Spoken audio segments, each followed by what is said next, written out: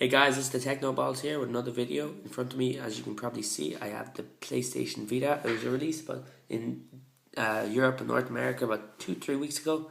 So now this isn't a review. I will have a review coming shortly, but this is just a tour, just to get to know it and what you can see. So we're going to the front of the device. On the left hand side, you have your directional pad, your D-pad. You have your left analog stick and the PlayStation button.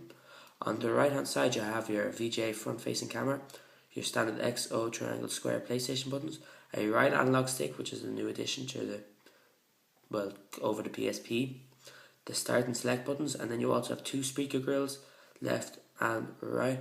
I must say they're pretty awkwardly placed. When you say if you're holding it like this, the sound just kind of get blocked. So on the bottom of the device, you have there's a charging port, and then also your 3.5mm adapter for headphones and audio can be seen on the right. And then down here is where the memory card goes. Let me just try to focus on it. You can just see it slots right in there. You then, onto the left hand side of the device, this is where your SIM card goes if you have a 3G model. If you do not have a 3G model, it won't be here. You won't have anything there actually. On the right hand side of the device, you have nothing, just the bezel. Then if we go to the top of the device, you can see that you have your shoulder buttons. There's two shoulder buttons, right and left, of course. Then you have, it's upside down, sorry. You then have your sleep button, sleep unlock, you hold it to turn it off. This is where the games go. I'll show you just quick the size of the games.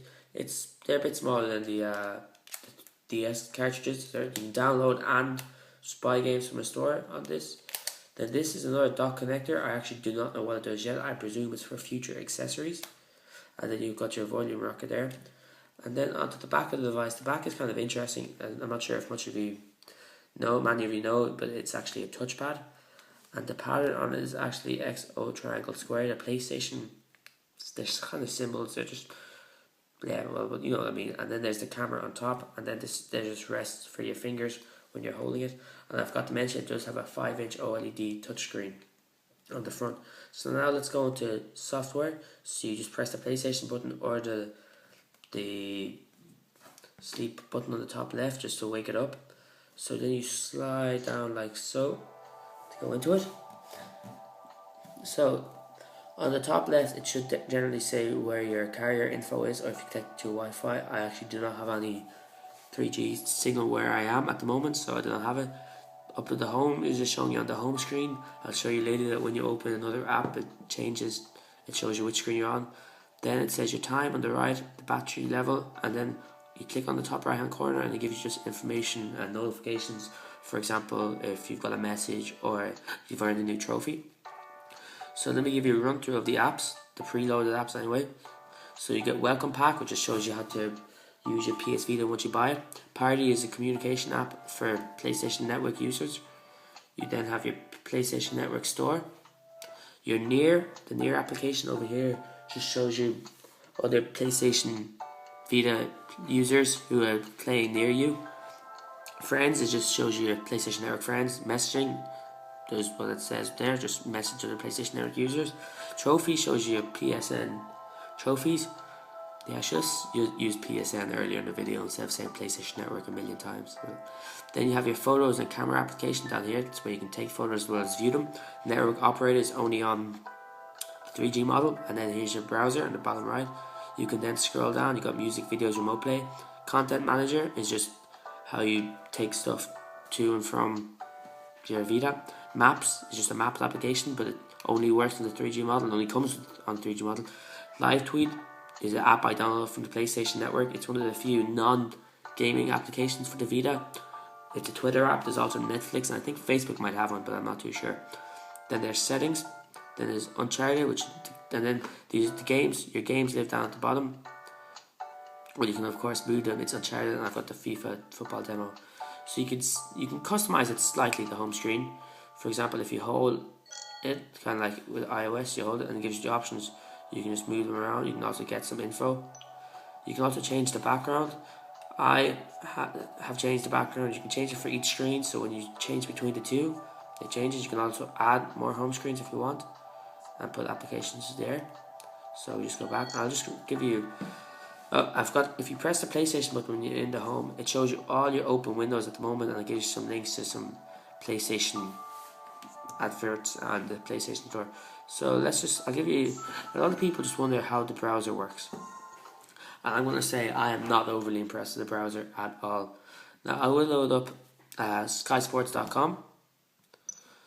A lot of you might know there's a lot of things going on skysports.com, so it will take a while to load, but it does take a lot longer in this device than my other devices. I will say I do not have the fastest internet. It's only about the Wi-Fi. It's only about, I'd say, about 4 or 5 megs down, so it's not the quickest, but still, look, this was once loaded and I scroll down and come back up and it's gone. So we'll just try pinch to zoom. Oh, didn't even mean to that. Somehow open a new tab. Oh, well, now I clicked on the advert. See, now that was just loaded there. 2 seconds. And did I click on an image or? Oh, see, there you go. See, it's all over the place really. And now we'll load up another site. technobuffalo.com. This typing is obviously done with the touchscreen. As you can see, you can't use the buttons. Actually, with most menus on the game and the home screen, you can't use any of the buttons. It's all touchscreen on. If you notice the last 2 websites, technobuffalo.com, which is probably my favourite tech site, from John for Lakers, the YouTuber, and then also Sky Sports, they do have mobile sites, but unfortunately it does not show you the mobile site. You can see it's still taking a while till they come back up and that's gone. So I'm very disappointed with that. I'll just say if you click on your game, there is where you start the game, clicking in the middle, but all the things on the side are little shortcuts. So say if you want the browser shortcut to the forum, you click that, the PlayStation Store and other ones. If you wish to close an application that you already have open, you slide it away like you did just to unlock it. And then like I said, if you press the home button, it shows you open ones. You just go home there. And up at the top, so you can see up there, it just goes between the two. So that's it. It's coming to the end of the video. I hope you enjoyed it. Didn't mean for it to go so long, but well, if you liked it, give it a thumbs up. Please share and subscribe. I really appreciate it. I'll have more PS Vita coverage coming up soon. I'll have the review and maybe some more. I'll have some game reviews possibly. So that's it, guys.